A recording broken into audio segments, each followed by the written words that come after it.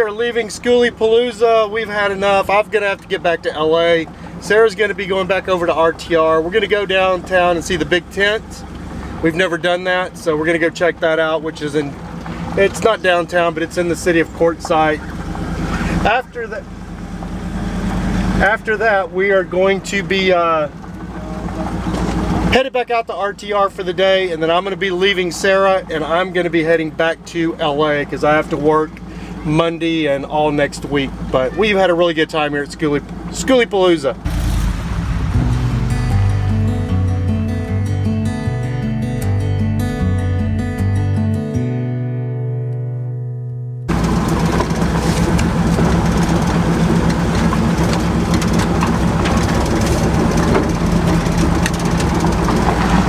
Bye-bye, Skoolie Palooza. That's Tamara's rig right there.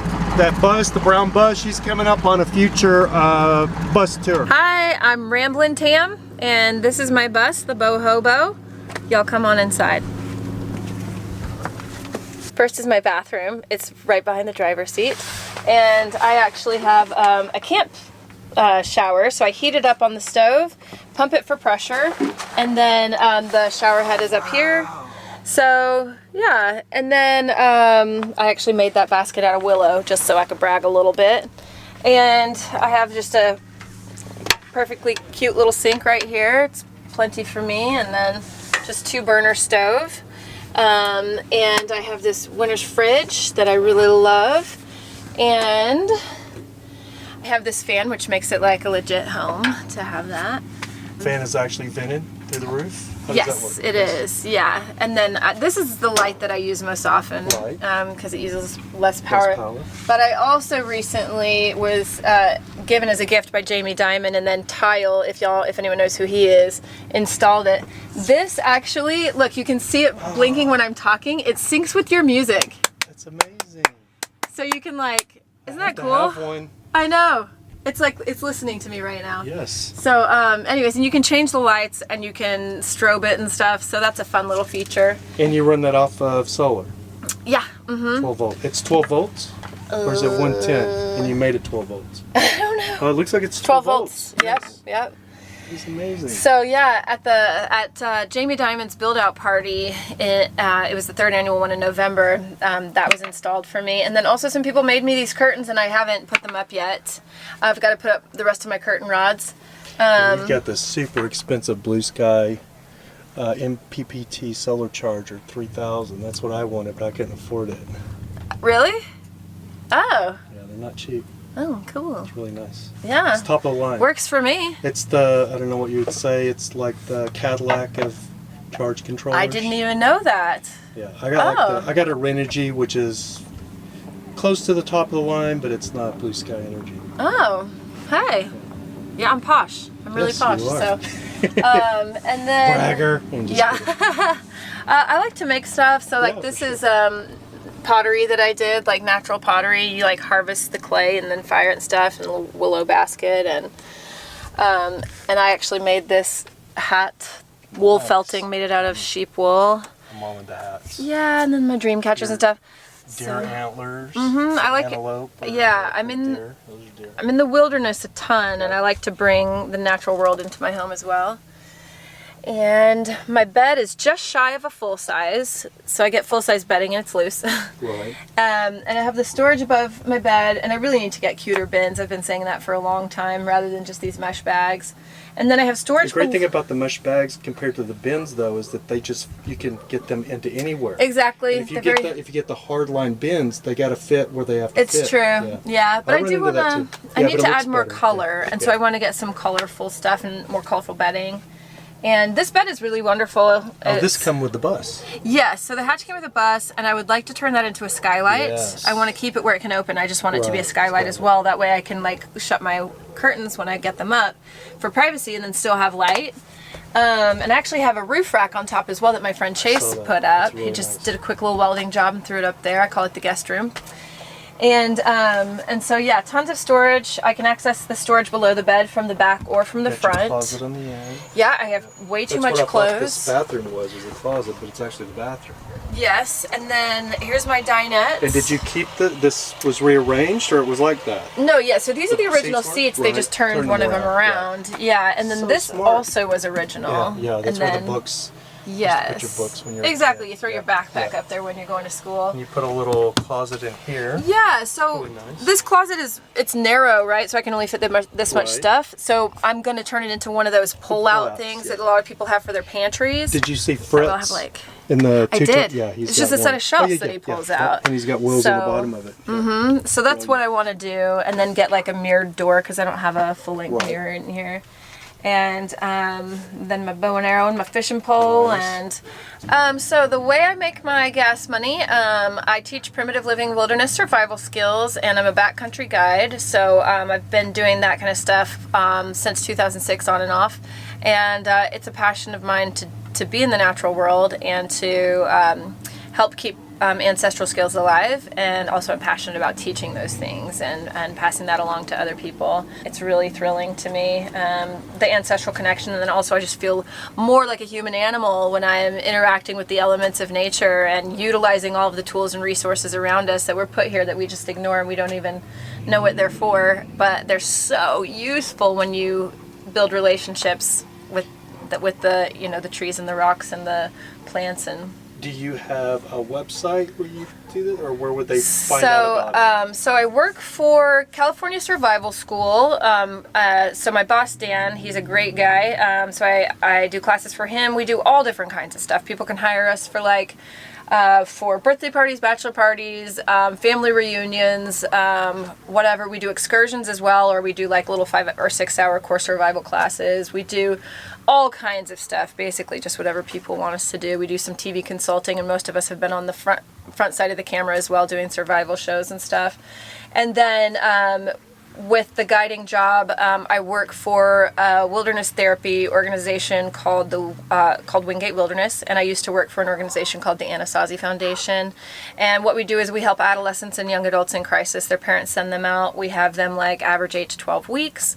It's a pretty primitive experience. No tents, no flashlights, no matches, making friction fire, carrying around a backpack that you made out of sticks. Real primitive. Yeah, no base camp.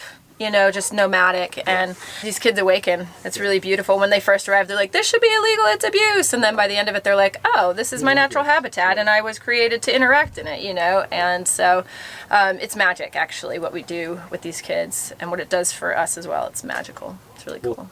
Yeah. Thanks so much for showing me your home, Ramblin Tam, on YouTube. They can find you on YouTube at Ramblin Tam. Ramblin Tam, no G. No G. Yep. Ramblin. Instagram and YouTube. Perfect. Thanks so much. Thanks. We're gonna have to go through the water here.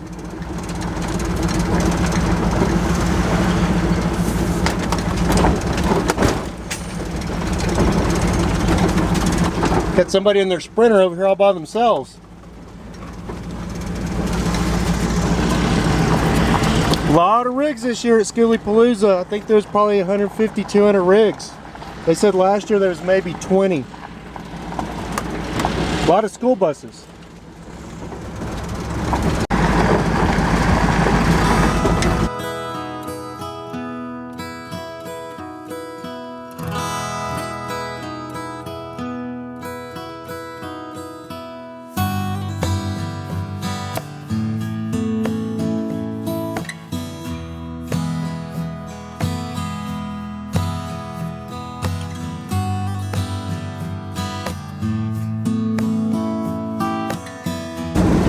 So here's the big tent over here to the left.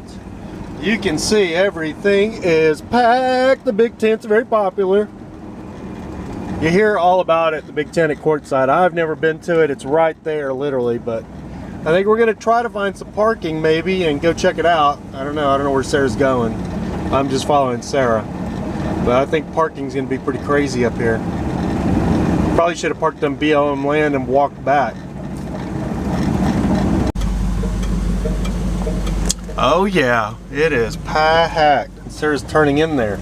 Ugh.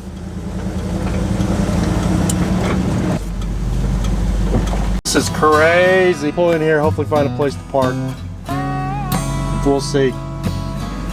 But it is packed.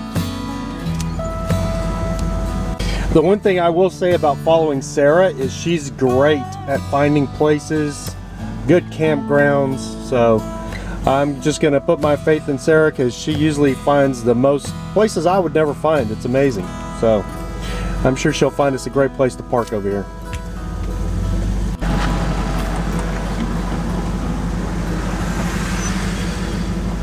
There's a cool Dodge. I'd like to have that bowl guard off the front of it. Oh, he's a mechanic. It said bull guard. I think it's a bull bar. Push bar. Cattle pusher. Whatever you want to call it. Little fiberglass camper right there. Looks like it's on a GM chassis. Looks like a Chinook. I believe it may be an old Chinook.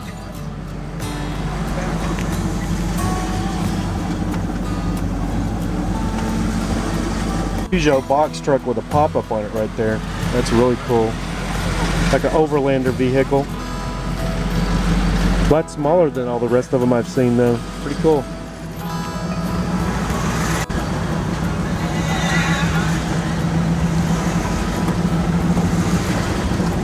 Looks like RVs are pretty popular out here in the Arizona desert. Who would have thunk it?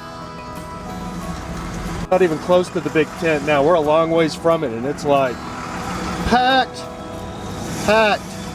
No parking anywhere. There's literally no parking anywhere. So the parking situation for the big tent was not our thing. It's just way too congested. We wanted to go, but finding parking didn't look like it was going to be close to easy. So we're just going to head back out to the RTR. Maybe another time with the big tent. We are back on this rough road. I was gonna call it a rough road, but it is a rough road. We're almost back to the dead end over here where we go back towards the RTR, turn back to the right.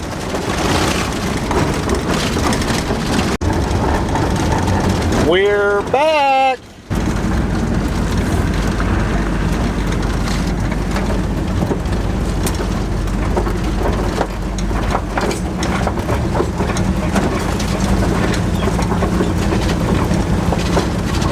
It'll be interesting to see how many people is cleared out or if it's still packed. I think it ends tomorrow, Sunday, so it'll be very interesting to see what's going on up here. So we've been gone for 3 days, I guess.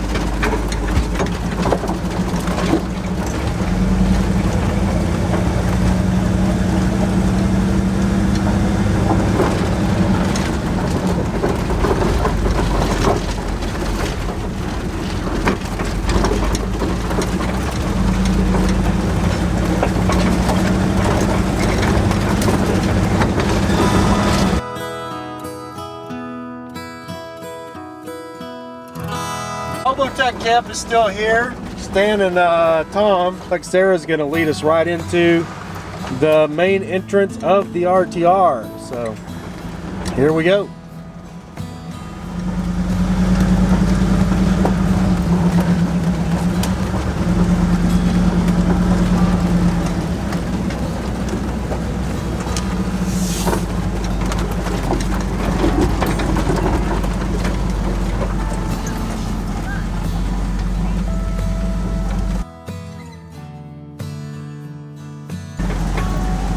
We came back for the burning van. All right.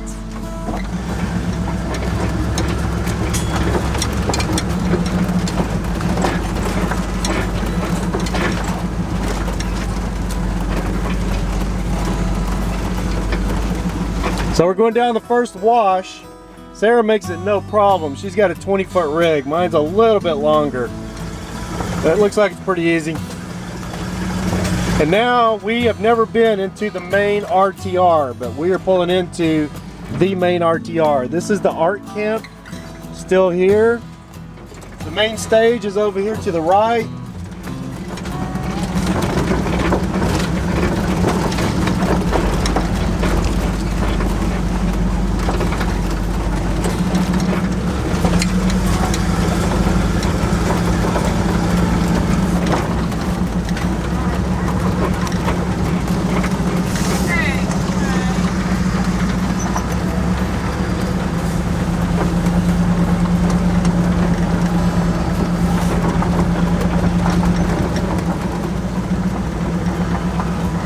Looks like we're back over here with Mr. Paul Barger, the bread trucker himself.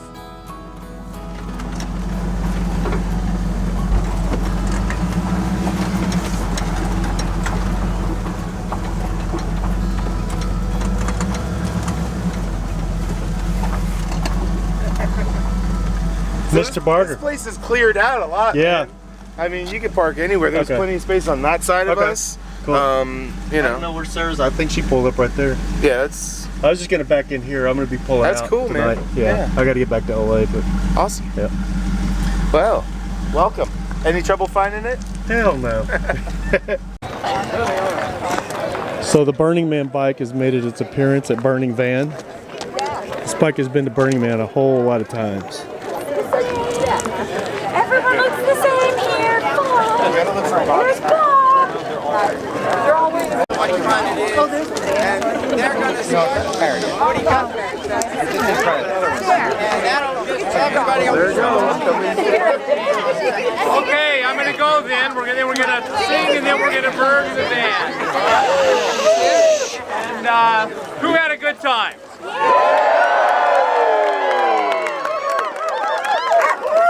Okay, who had a terrible time? I had a terrible time getting Well, I here. think most of us had a good time, so that's good. I think it was the best ever. Because you were here. That's what makes it good. So, thank you everyone. And let's burn the band.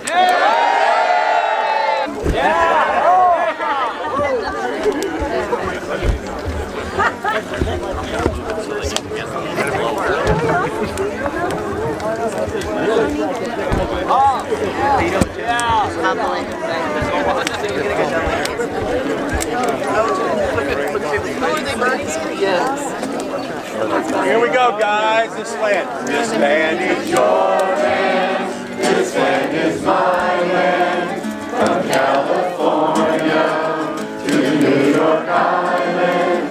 From Redwood Forest to the Gulf Stream water.